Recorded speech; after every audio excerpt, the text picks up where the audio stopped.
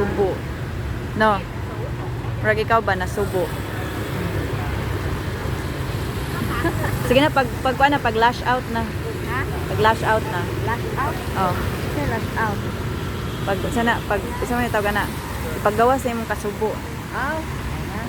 Okay na po kaya na-experience na ko ang sushi, which is very nice. Actually, very nice place.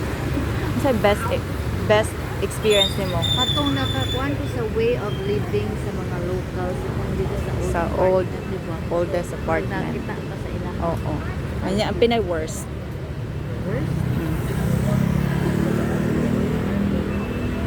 Worst experience. Wala. Gikanselan og garab. Wala. Dili kay kuan man, no waiting area man gud ngadto. Dili pwede nga mag-wait sila ba mo nang cancel nila dayon. Gani. Nya ang reason kay kuan kita ang wala ning abot dayon. Nya gahulat man ta sila man ang sayop nga giadtuan.